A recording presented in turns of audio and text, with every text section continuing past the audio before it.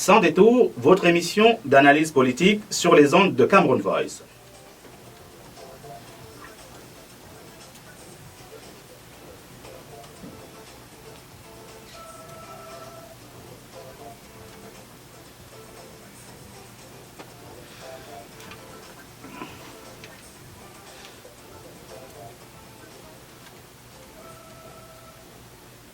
Madame, Messieurs, bonjour, un plaisir de vous retrouver, bonjour, bonsoir, bonne nuit, dépendamment de où vous nous écoutez sur la planète. Grâce à la magie d'Internet, vous êtes sur les ondes de Cameroun Voice et Sans détour qui démarre en ce dimanche 4 octobre 2015. Comme vous le savez, ceux qui nous suivent régulièrement, la semaine dernière, nous avons entamé une série d'émissions sur la campagne électorale fédérale canadienne avec l'élection qui aura lieu le 19 octobre prochain.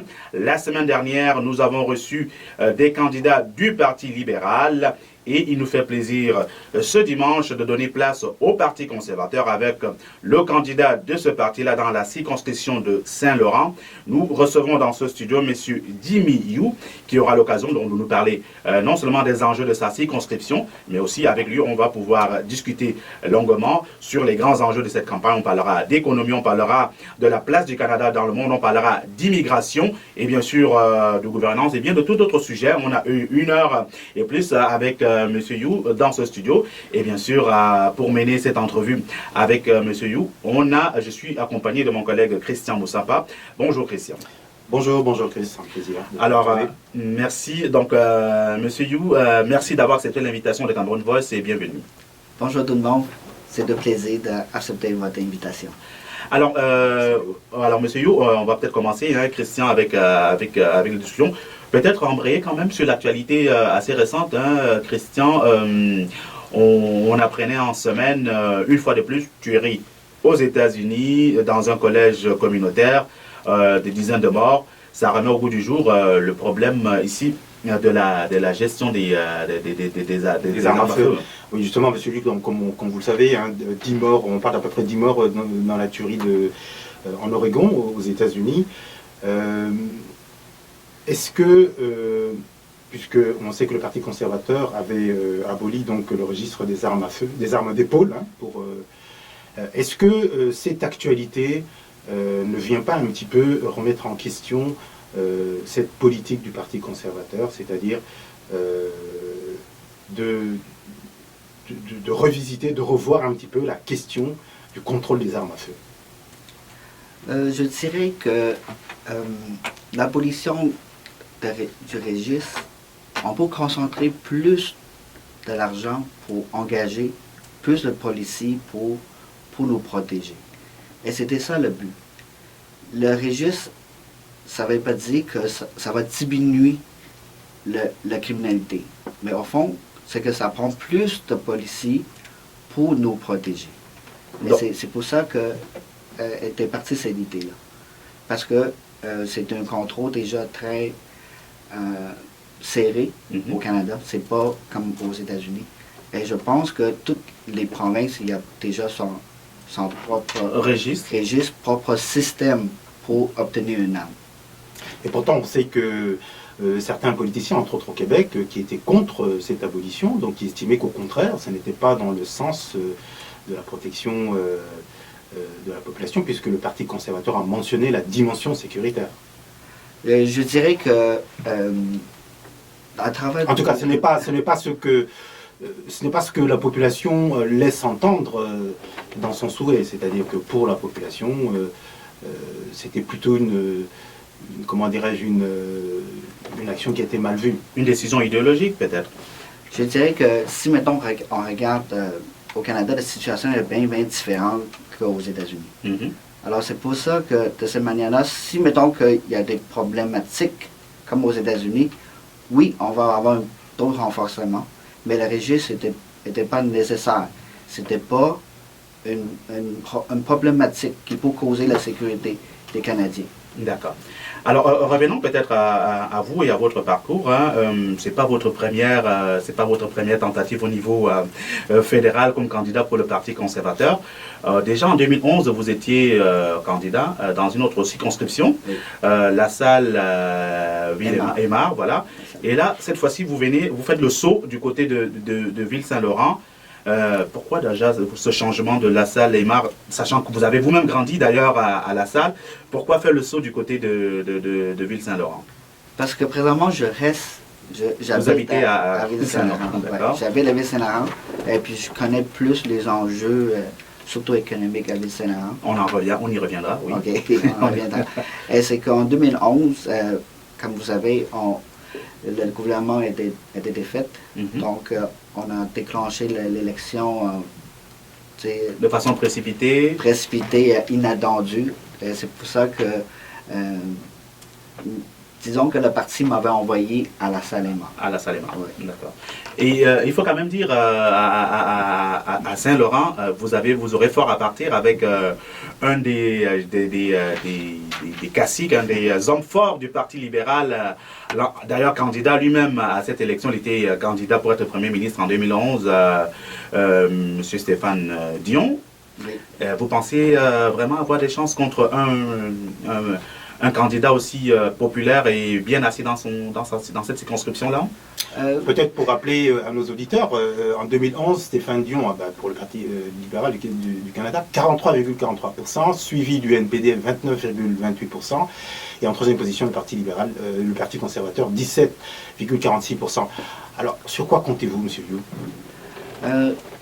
Disons que, premièrement, je démarre à Saint-Laurent. Je connais les enjeux à Ville-Saint-Laurent. Deuxièmement, parce que c'est à Ville-Saint-Laurent qu'on a une plus grosse concentration des immigrants à Ville-Saint-Laurent.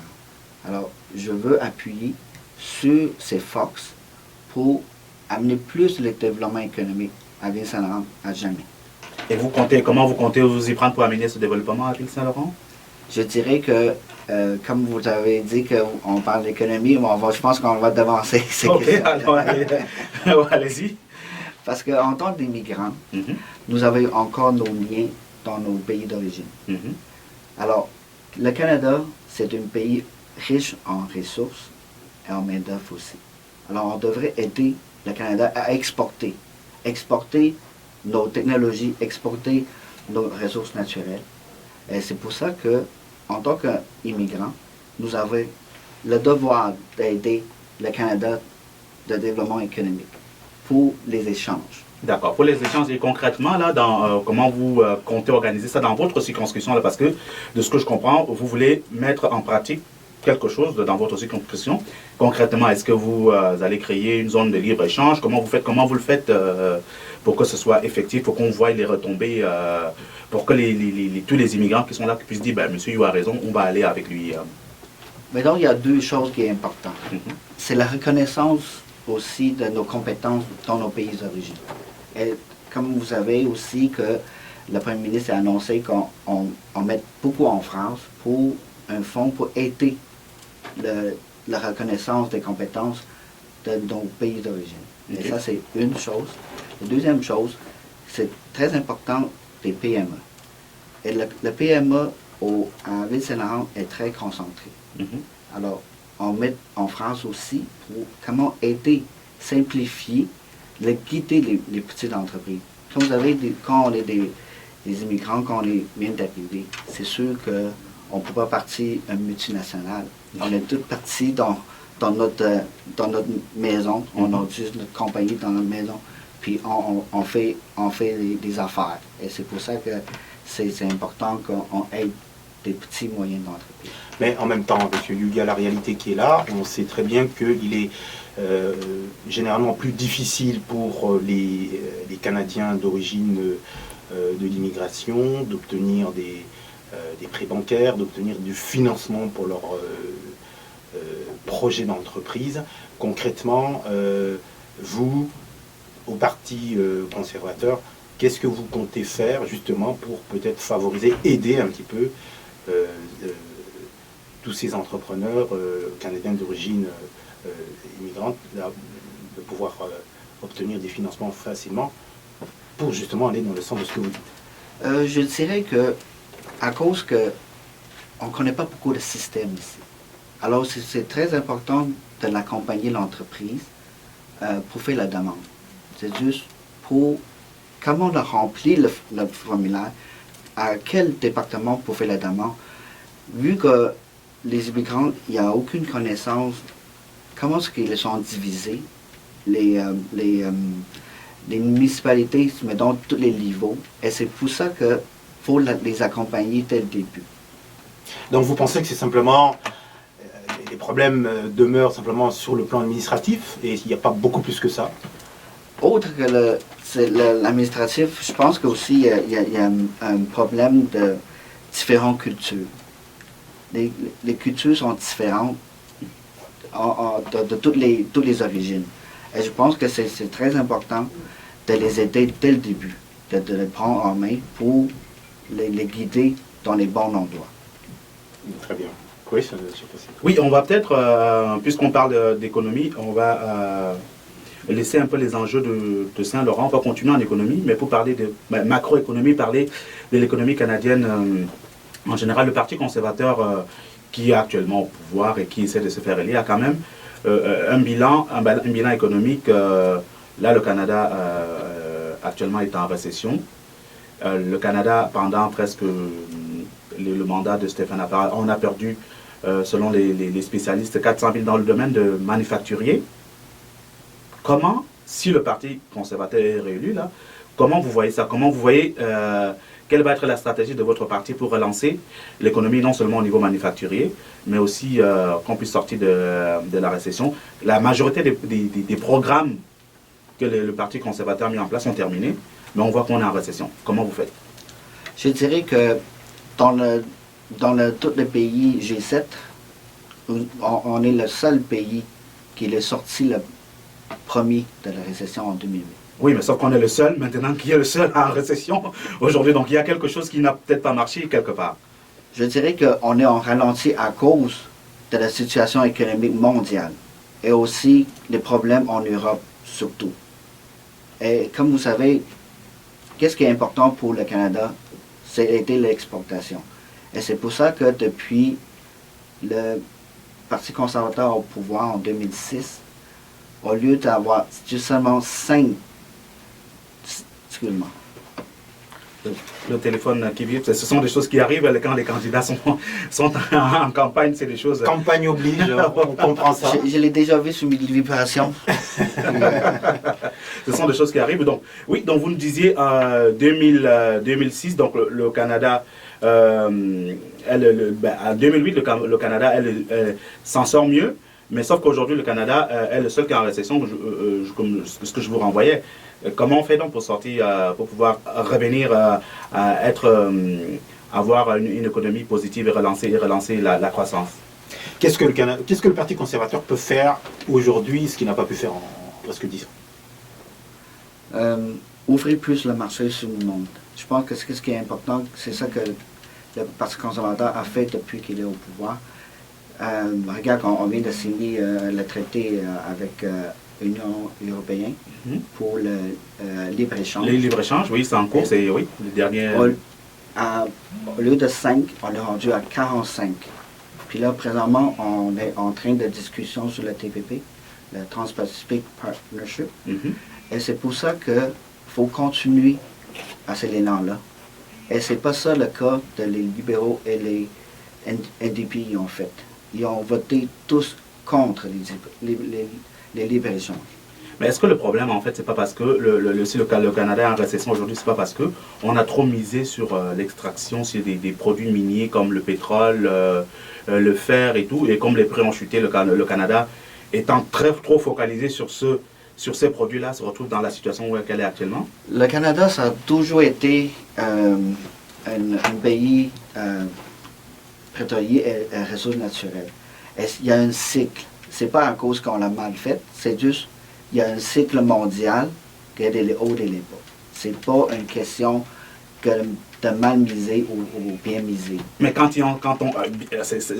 c'est très important. Oui, il y a un cycle. Puisqu'on sait qu'il y a un cycle qui aura des hauts et des bas, est-ce qu'il ne faut pas diversifier l'économie à ce moment-là pour éviter de se retrouver, quand les prix chutent, de se retrouver face à des situations comme celle qu'on est en train de vivre avec une récession, quand toutes les autres économies vont bien, ou en tout cas quand toutes les autres économies ne vont pas bien, mais ne sont pas en récession? Et c'est pour ça que le parti vient d'annoncer des appuis sur la pêcherie, la foresterie. Ça, c'était annoncé dernièrement aussi. Donc, on sait que c'est important de diversifier. Et c'est pour ça que le 45 traité de libre-échange est pour diversifier, ouvert au monde, l'économie du Canada vers le monde. En quoi, concrètement, en quoi ce traité de libre-échange va aider au développement économique du Canada? Surtout qu'on sait qu'il y a notamment les producteurs agricoles qui sont très inquiets par rapport aux impacts que ça pourra avoir sur leur production à eux, parce qu'on aura, notamment de la Nouvelle-Zélande ou de l'Australie, beaucoup de produits laitiers qui vont être déversés sur le Canada. Ça va, selon leur association, ça va avoir un impact néfaste sur leurs revenus. La fameuse gestion de l'offre. Oui, la gestion de l'offre, oui. Est-ce que c'est pas quelque chose qu'il faut aussi regarder, prendre en considération? Je dirais que quand on ouvre sur un marché aussi grand comme l'Europe, c'est bénéfique pour le Canada. On est 35 millions d'habitants. Sauf que dans le vieux continent, on sait que c'est beaucoup plus grand. Oui, c'est des centaines et des centaines de millions. Des centaines de millions. Alors, qu'on peut exporter nos produits ici, alors c'est sûr que, basiquement, quand on sait qu'on peut capable d'atteindre un marché plus grand. On va peut-être prendre quelques instants dans cette discussion, prendre le temps de souffler un tout petit peu et puis de continuer avec la discussion, Christian. On va peut-être par la suite embrayer sur le vaste dossier de l'immigration, où on aura sans doute pas mal de choses à dire ici. Avec notre invité, M. Dimiwou. Donc, on va se prendre une petite pause musicale et on vous revient pour la suite de cet entretien. Nous recevons donc aujourd'hui M. Dimiwou, qui est candidat du Parti conservateur dans la circonscription de Saint-Laurent. On va pouvoir poursuivre la discussion avec lui dans le cadre des émissions consacrées aux élections 2015, élections fédérales bien sûr.